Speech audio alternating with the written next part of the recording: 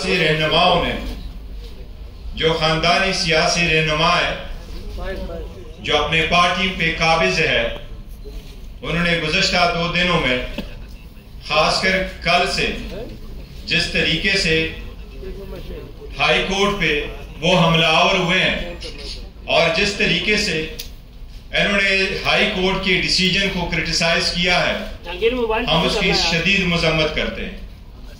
इनका रविश यही रहा है, जब भी कोई डिसीजन आ जाए तो बजाय इसके कि उसको फेस करें, कानूनी रास्ता इख्तियार करें, प्रेस कॉन्फ्रेंस करा के जजेस को और इदारों को तनकीद का निशाना बनाते हैं। ये सुप्रीम कोर्ट पे भी हमलावर थे, ये हाई कोर्ट पे भी हमलावर हुए, ये इलेक्शन कमीशन को यरगमाल बना के बैठे हुए। इलेक्शन कमीशन अपनी आईनी जिम्मेदारी पूरी करते हुए, मैं तवक्को करता है इलेक्शन कमीशन खुद भी एक स्टेटमेंट देता, लेकिन इलेक्शन कमीशन से कोई ऐसी स्टेटमेंट नहीं आई। जितने लोगों ने, सियासी रहनुमाओं ने हाई कोर्ट के डिसीजन को क्रिटिसाइज किया है, सबसे पहले आपको बताएं, पाकिस्तान के 175 पॉलिटिकल पार्टीज में से कभी किसी ने इलेक्शन इसी तरीके से ट्रांसपेरेंट मैनर में नहीं किए जिस तरीके से पीटीआई ने करवाए। आज आपके सामने पाकिस्तान पीटीआई का आम वर्कर अल्हम्दुलिल्लाह एक चेयरमैन की हैसियत से यहां बैठा। हमारा असल चेयरमैन, हमारा असल लीडर कल भी जो था, आज भी है और कल भी रहेगा, वो इमरान खान साहब है। वो चाहे जेल में है चाहे बाहर है, वही रहनुमाई करते हैं और वही लीड करते हैं। मैं उसके नुमाइंदे की हैसियत से बैठा हूं और आपको ये हम बावर कराते हैं कि आपके कैमरों के सामने हमारा इंटायर प्रोसेस हुआ इलेक्शन का। हमने जितने इलेक्शन कराए, इस पार्टी ने हमेशा फ्री, फेयर एंड ट्रांसपेरेंट कराए। इलेक्शन कमीशन के पास आईनी कानूनी नुक्ता था कि इलेक्शन कमीशन के पास कोई इख्तियार समाअत नहीं है इन मामलात को देखने का। इलेक्शन कमीशन ने कहा कि आपका चीफ इलेक्शन कमिश्नर की रिजिग्नेशन नहीं है। वो chief election commissioner already resign कर चुका था और सेक्रेटरी जनरल ऑलरेडी रिजाइन कर चुका था। हाई कोर्ट के जज साहब ने 4 घंटे इस केस को सुना था। उस 4 घंटे के सुने में जितने भी आपके कैमरे वाले मौजूद है, पेशावर वालों से पूछे, इनके पार्टियों ने सिर्फ उस जज साहब को तप्पड़ नहीं मारे, इतने सख्त अल्फाज उस वक्त कोर्ट में भी इस्तेमाल किए थे। इन सारे सियासी रहनुमाओं को, ये जो रेमनेंट पीडीएम के हैं, इनको अच्छी तरह नजर आया कि 8 तारीख को इनके पल्ले कुछ भी नहीं बचना। ये अपने अपनी सीट आप हारेंगे इंशाअल्लाह ताला अगर election free, fair and transparent हो। इनको इनका पता है, इसलिए इनकी सिर्फ ये कोशिश है कि पीटीआई के पास बल्ला ही ना रहे। और हमें उम्मीद है इंशाअल्लाह ताला ये सिर्फ पीटीआई का निशान नहीं है, ये पाकिस्तान के 25 करोड़ अवाम में से 70% अवाम की उमंगों की निशानी है। ये अवाम की बुनियादी हक है कि इसके मुताबिक इलेक्शन करे। सुप्रीम कोर्ट ये कानून मौलाना मौदूदी की केस में 1964 में सेटल कर चुकी है, बेनजीर के केस में सिंबल वाले में 89 में सेटल कर चुकी है कि किसी पार्टी से सिंबल लेना इस बात का मुतरादिफ है कि आपने उस पार्टी को डिसॉल्व किया है। और ये इख्तियार सिर्फ सुप्रीम कोर्ट के पास आर्टिकल 17 में मौजूद है, किसी और के पास ये इख्तियार नहीं है। कल आपने देखा है पे दर पे प्रेस कॉन्फ्रेंसेस हुई है, बाप बेटी भांजा भतीजा सारे लगे हुए हैं। इनका सब मकसद यही है कि पीटीआई के पास कोई निशानी न रहे। हम पहले दिन से कहते चले आ रहे हैं कि ये वो है जो हॉर्स ट्रेडिंग को बड़ा पसंद करते हैं और वो हॉर्स ट्रेडिंग में पैदा बड़े हुए हैं।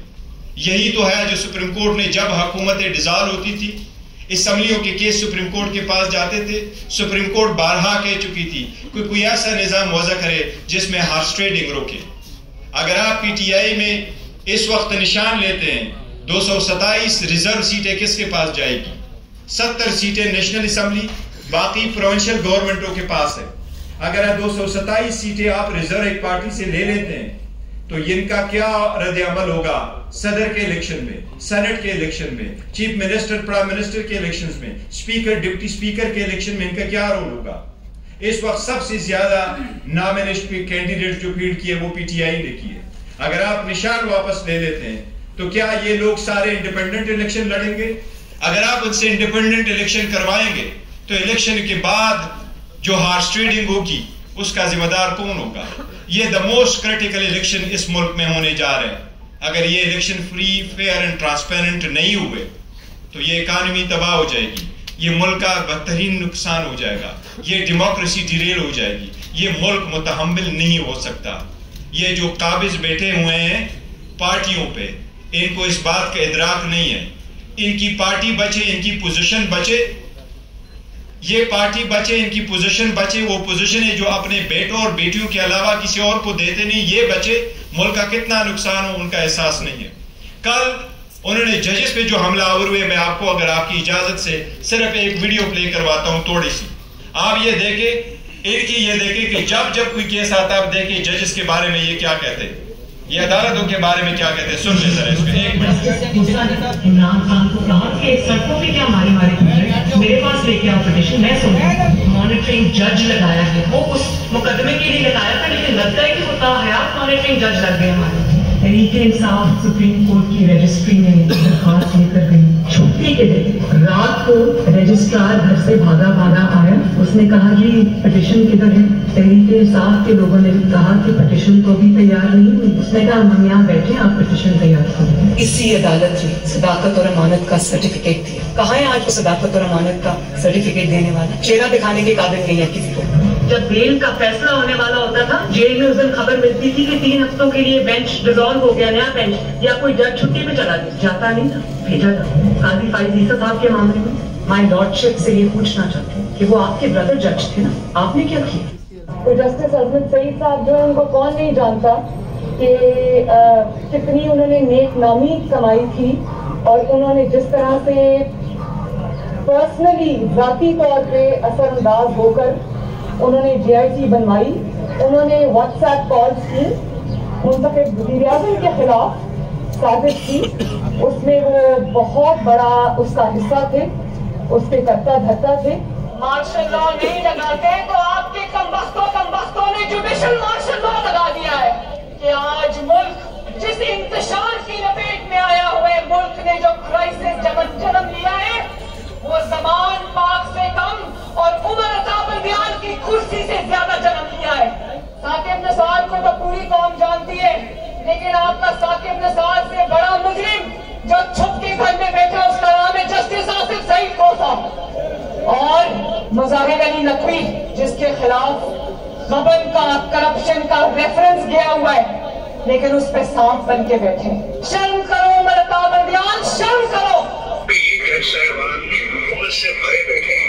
जिन्होंने इंतजाम को इंतकाम बनाया, उस इंतजाम का भी इंतजाम होता है। वो कौन से लोग हैं भाई नवाज शरीफ को जिन्होंने नाइब किया है? इनका हिसाब होना चाहिए या नहीं होना चाहिए? मुंसिफों से जिन्होंने नाइंसाफी की, और जब सवाल पूछा जाए तो तौहीन अदालत के पीछे छुप जाए। और हम सरदस्ती काम कर रहे हैं। नवाज शरीफ ने सोचा 5 लोगों ने नवाज शरीफ को रुसवा करके उस दफ्तर से बाहर निकल किया। हर केस जिसमें इमरान खान का फायदा और नुकसान हो, वो 3 आदमी सुनने के बाद कोई नहीं है पाकिस्तान में। यहाँ पेशावर में सारे फैसले एक ही जज करेगा, जैसे लगता है कि उसका जज नहीं है, उसके पार्टी का रुकन हो। मौजूदा बेंच है, उसमें जो मुअज़्ज़ज़ जज साहबान बैठे हैं, उन जज साहबान का हमारे मुतल्लिक़ जो उनके ख्यालात हैं, उनसे भी कोई ना वाकिफ नहीं है, ना हम ना वाकिफ हैं। और उसके बाद हर वो केस जिसका फैसला हमारे खिलाफ आना हो, उस बेंच का जो है वो वही हिस्सा होते हैं। जब बेंच बना तब से लेकर आज तक के फैसले तक इंसाफ होता हुआ नजर नहीं आ रहा था। अपने एक शख्स की वजह से आज आइन की तशरीह को में फर्क डाला जा रहा है। अपनी मर्जी से आइन की तशरीह की जा रही है। फुल कोर्ट इसलिए नहीं बनाया गया कि अगर फुल कोर्ट बन जाती तो आज का फैसला मुख्तलिफ होता।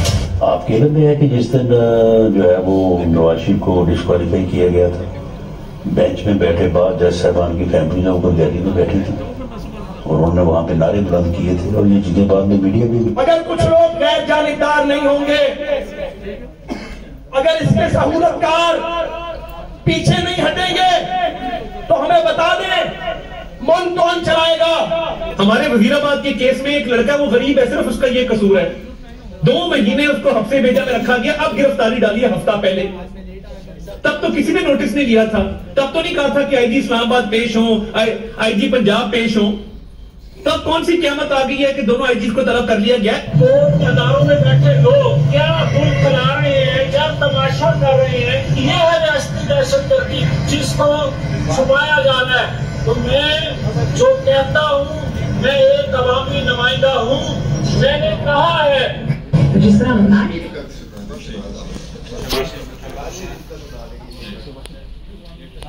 देखिए, ये आपने उनको देखा है, हम अदलिया से इल्तिमास करते हैं कि अगर ऐसे हमले किए जाएंगे तो वक्त से पहले इसका तदारुक किया जाए। तदारुक नहीं होगी, इलेक्शन करीब तर आता जाएगा तो आवाम किस तरफ चल पड़ेगी। हमारी सारी आवाम से उम्मीद दरख्वास्त है कि पुरअमन रहे, लेकिन अगर ऐसे इक़दामात न किए गए तो मुल्क किस तरफ चल पड़ेगा। क्या तीसरी क़ुव्वतों को आने की इजाजत दी जा रही है? क्या ये बेहतर नहीं है कि अदलिया इन सब चीजों का तदारुक करे? क्या ये बेहतर नहीं है कि अदलिया इस मसले को देखे? कल आपने देखा है, ये 2 दिनों में हमने अभी 2 पिटीशनें फाइल की इलेक्शन कमीशन में। इलेक्शन कमीशन जब अडियाला जेल आया था तो मैंने पर्सनली जज साहिबान से रिक्वेस्ट की है कि आप उनको सीरियसली देखें, बजाय इसके कि आप अडियाला जेल आ जाएं। आप इंडियन इलेक्शन कमीशन के पैरवी करते हुए, उनसे उनके तकाबुल करते हुए आप काइंडली ग्राउंड पे रहें।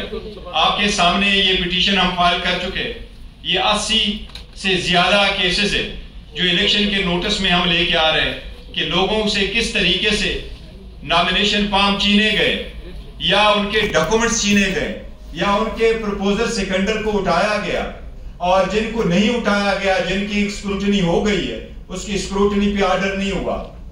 अगर आप औरतों की नॉमिनेशन फॉर्म से कोई क्लेम करते हो, ये भी एक रिक्वायरमेंट है 5% होना। हम अदलिया को अभी से बता रहे हैं कि ये एक बड़ी साजिश हो रही है। इतनी बड़ी पार्टी को पॉलिटिकल प्रोसेस से निकालना, ये डेमोक्रेसी को डिरेल करने की साजिश होगी।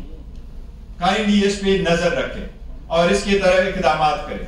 जिस तरीके से शाह महमूद कुरैशी साहब को रोका गया, जिस तरीके से उसको डील किया गया, जिस तरीके से उसको रात एक ठंडे कमरे में रखा गया, ये सारे इस पॉलिटिकल पार्टी को और इसकी लीडरशिप पे प्रेशर डाले, टेरराइज कराने की लिए सारी एक साजिश हो रही है। अदलिया से हम हमेशा से दरखास्त करते रहे कि काइंडली एक ही तरीका हो सकता है, या अवाम खुद करे या अदलिया करेगी। हमारी अवाम से तो उम्मीद है, दरखास्त है कि वो पुरअमन रहे, लेकिन इनके बुनियादी हक से महरूम ना करें। इनके बुनियादी हक इस प्रोसेस में पार्टिसिपेट होने के लिए अदलिया से दरखास्त है कि इस मसले को देखें। ये बेट का मसला जरूरी है, इस इलेक्शन प्रोसेस में पार्टिसिपेट होना जरूरी है, इस इलेक्शन प्रोसेस का मुकम्मल होना जरूरी है।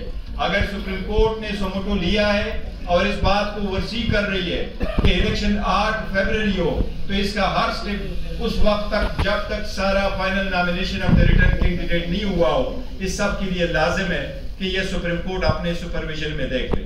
आप सबका शुक्रिया। मूसा साहब कुछ कहना चाहेंगे?